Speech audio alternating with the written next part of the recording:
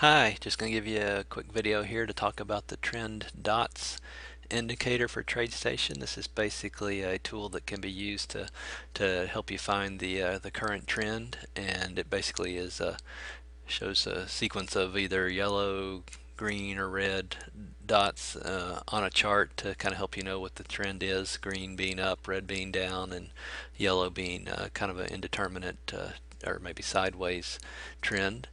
And basically that's what it does, and we'll show you an example here in a few seconds. Just going to give you some info here. You can see the website and email. If you have any questions, suggestions, comments, please send me an email.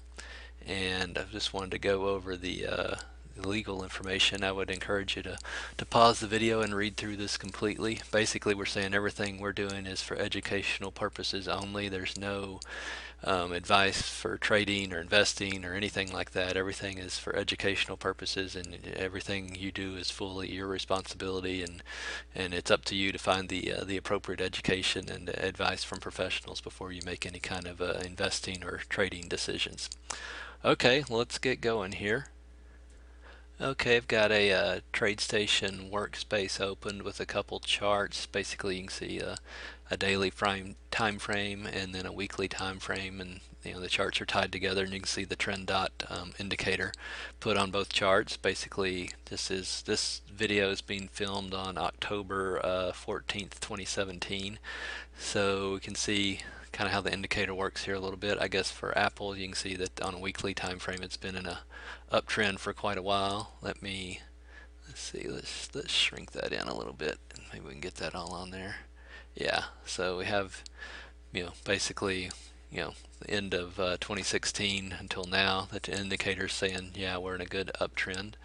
And so that's on the weekly chart, and let's see, we can put this in on the daily chart, and you can kind of see how this works, or at least how I use it. There's obviously, maybe you can figure out something better for you, or different techniques or whatever, but basically I look for when there's like a longer term time frame, so in this example, of course, the weekly time frame, and then look for spots on the daily time frame when the trend changes. If we're already in a long-term trend, I'll look for spots when the daily changes, so you can kind of see kind of the end of 2017 we change, or I'm sorry, the end of 2016 going into 2017. You can see we changed on the daily time frame to a green, so you can see there's a good trend, and then obviously the dots changed over here at the whenever that was in June, went to a downtrend, but still an uptrend over here on the weekly chart. So I would have got out, wait, and then we come along, boom, get another good uptrend started, follow that up, and then that would have ended roughly in early mid-September. So you can kind of see how that works on Apple. Let me click over here, find something else. Let's see, let's go look at Amazon.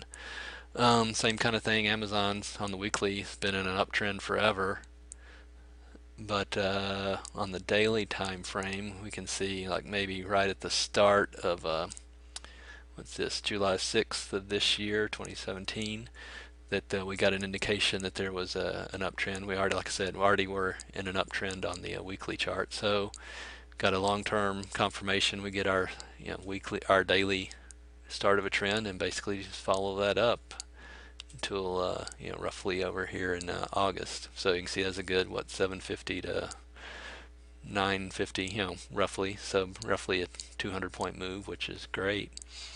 And then it says that we're basically in a downtrend until now, and it's just turned green here a couple days ago. So again, saying that potentially Amazon's ready to make another move on the daily chart. And like I say, we still have the uptrend on the weekly chart, so that's where we're getting the higher level indication, and then finding the lower time frames when they're in agreement.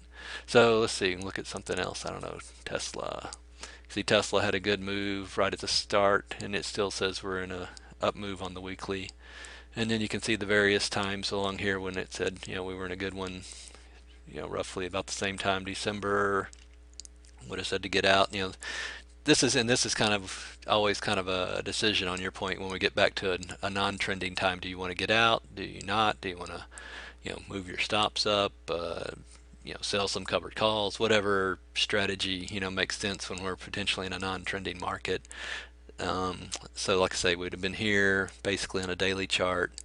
We're uptrending, and then we get over here in kind of this non-trending mode, and then we started back to a trend, and then we've kind of been bumping along here. But right now it says we're in an uptrend. So that's Tesla, obviously kind of a stock that moves a lot. Just look at the market. Here's the S&P, saying that we've basically been in an uptrend for a long time, since early 2016 on the weekly chart, and then on the daily chart there's been mostly up, but little periods in here. So again, kind of doing the same thing, waiting for the time frames to come into agreement with respect to the trend. This would have basically said what December 2016 had a good move up to probably, what is that, March-ish, a little bit of a wiggling sideways down, then we started back up, a little blip there, and then up. So you can kind of get a feel for how it works, and obviously we've been in a nice trend ever since roughly end of August for a good move up in the S&P. So nothing's perfect. Obviously this comes along, and when we get these little wiggles right here, you're going to get an indication, and it's one of those, like I say, you have to make up your own mind. Are you going to get out? Is it time to do different techniques if you want to still hold on, but kind of move your stops or do some kind of option strategy, whatever it is. When these types of things happen, even though in the weekly saying, yeah, we're still powering up in a good uptrend. So, and let me see, I'll move the radar screen over here so we can see how that looks.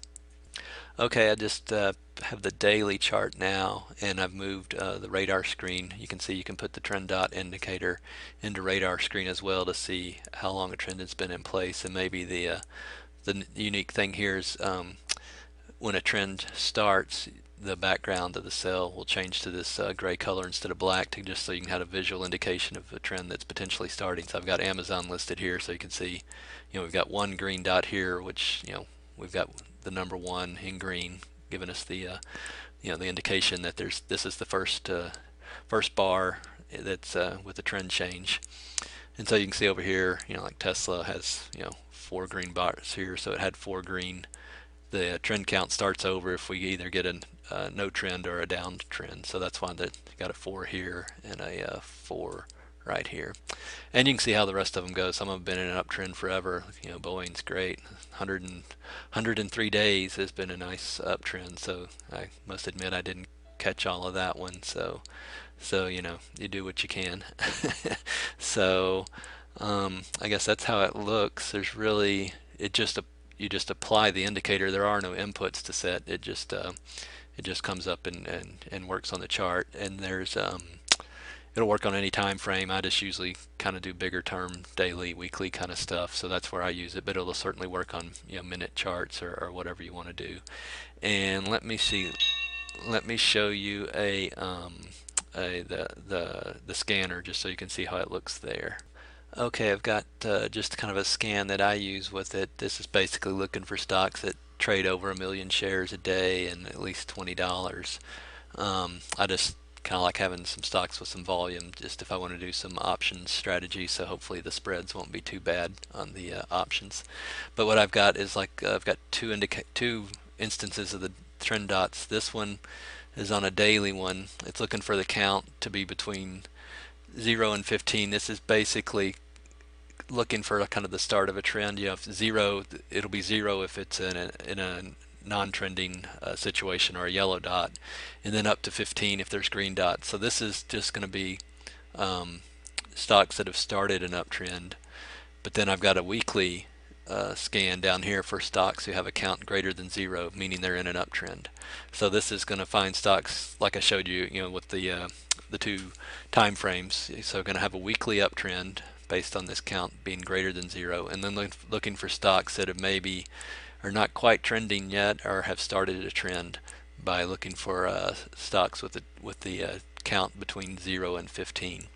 If you wanted to just do things that had say just started an uptrend, like you could just say greater than, well, what we would probably want to do is just say equal 1, and that would be stocks that are in an uptrend on a weekly chart and are in the first bar of a chart or of an uptrend on the daily chart. So this would be the ones that just have one green dot on a daily, but yet have green dots on the weekly chart.